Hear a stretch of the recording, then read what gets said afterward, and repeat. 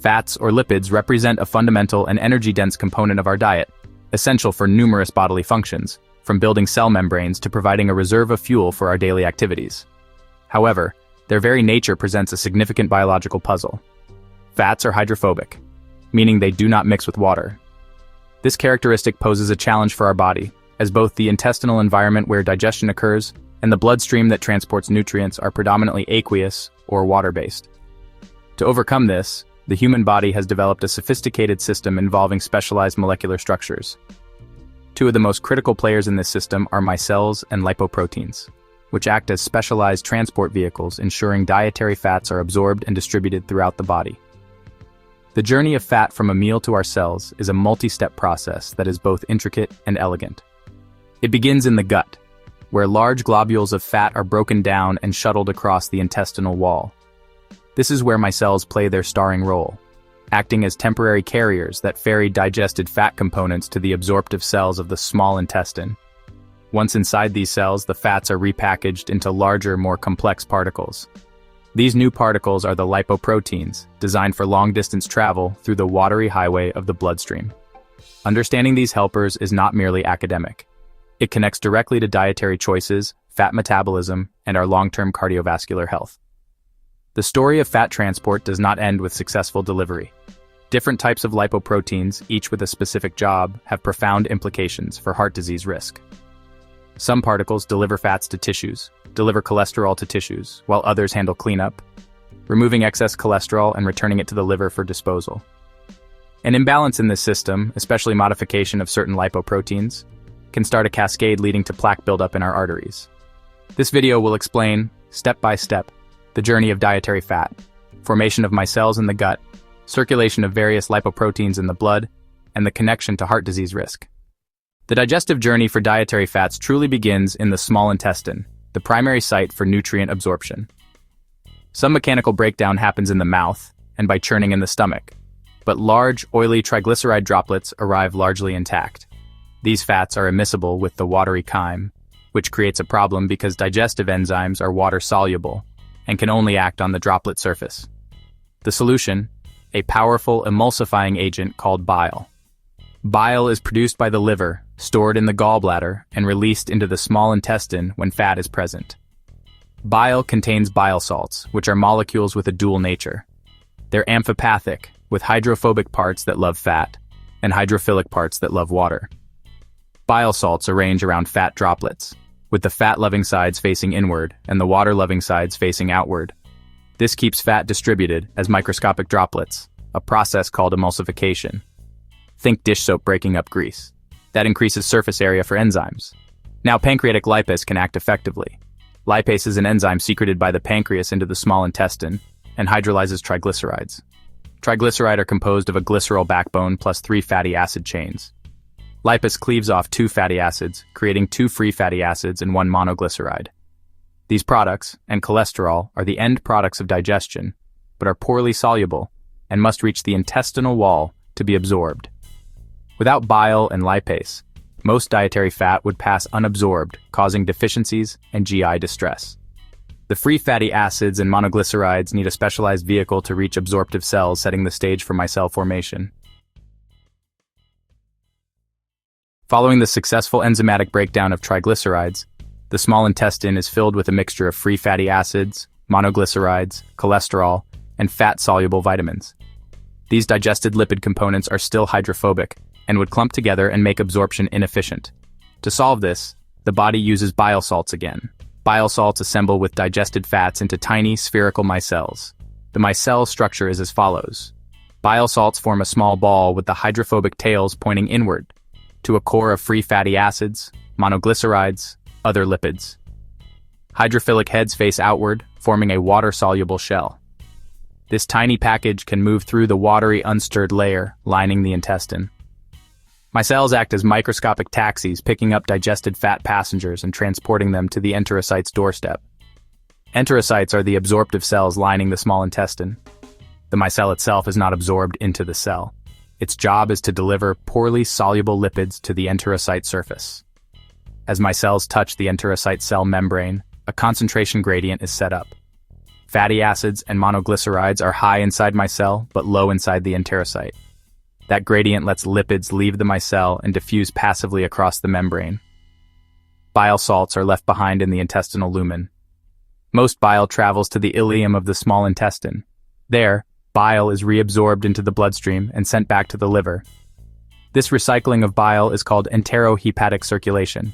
This recycling conserves bile salts so they can be used again. Micelles are a critical transient bridge between fat digestion and cellular processing. That completes nutrient absorption from the gut. Once the free fatty acids and monoglycerides have successfully entered the enterocyte, a remarkable process of reassembly begins.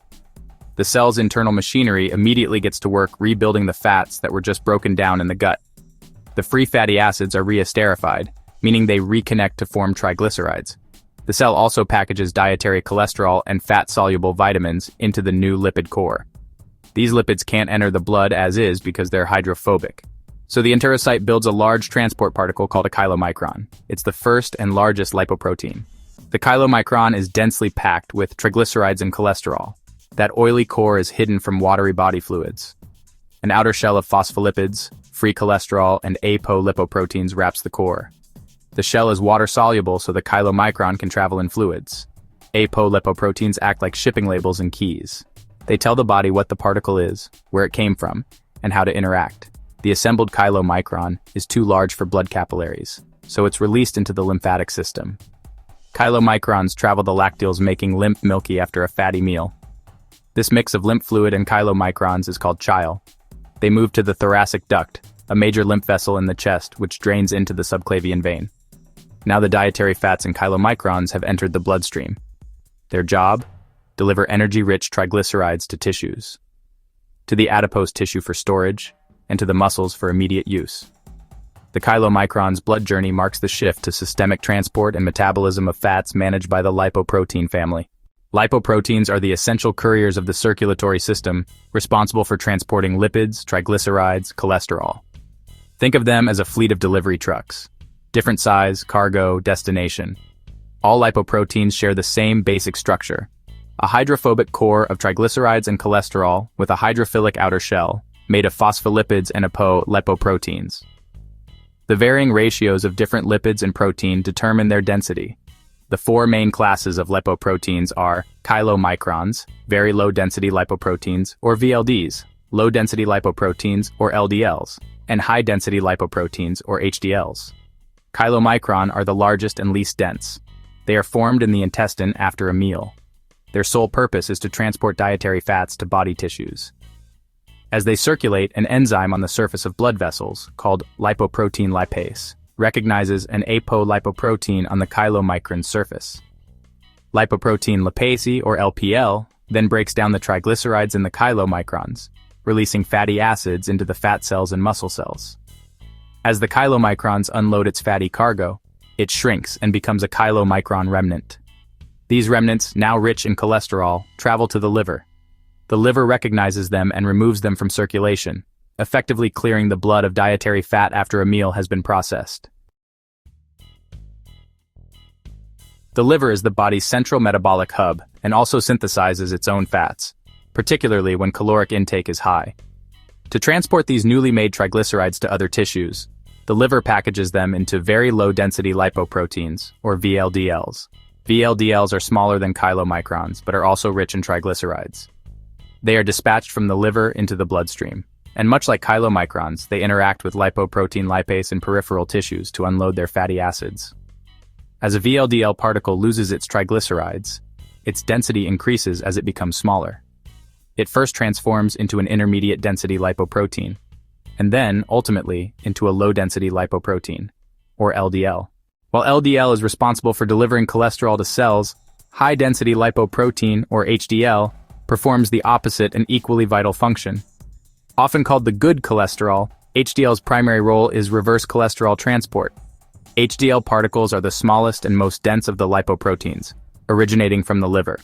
They circulate through the bloodstream like scavenger trucks, collecting excess cholesterol from peripheral tissues, including the walls of arteries. Once HDL has picked up its cholesterol load, it transports it back to the liver. In the liver, the cholesterol can be excreted from the body in bile, or recycled for other uses. This cleanup process is crucial for preventing the accumulation of cholesterol where it doesn't belong. The labels of good and bad for HDL and LDL are simplifications, but they are based on their typical effects on heart disease risk. High levels of circulating LDL particles increase the probability that cholesterol will be deposited in the walls of arteries, a key step in the development of atherosclerosis. The danger of LDL goes beyond just high numbers. LDL particles that remain in circulation for too long, or that penetrate the artery wall, can become chemically modified through a process called oxidation. Oxidation occurs when LDL reacts with unstable molecules, known as free radicals. Oxidized LDL is no longer recognized by the normal LDL receptors on cells. Instead, it is seen by the immune system as a foreign invader. Immune cells, called macrophages, are dispatched to the artery wall to clean up the oxidized LDL by engulfing it. However, they can become so engorged with this modified lipid that they transform into what are known as foam cells. The accumulation of these foam cells within the artery wall is the hallmark of the early stages of atherosclerosis. They form fatty streaks that, over time, can develop into hardened, complex plaques. These plaques can narrow the arteries, restricting blood flow to the heart or brain. Even more dangerously, these plaques can become unstable and rupture, triggering the formation of a blood clot that can completely block an artery and cause a heart attack or stroke. Therefore, it is not just the amount of LDL, but its oxidized state that is a primary driver of cardiovascular disease, highlighting the importance of both managing cholesterol levels and reducing oxidative stress through a healthy lifestyle. Understanding fat digestion and transport gives nutrition students the why behind guidelines. It is vital to limit saturated fats and increase intake of antioxidant-rich fruits and vegetables to maintain a healthy lifestyle.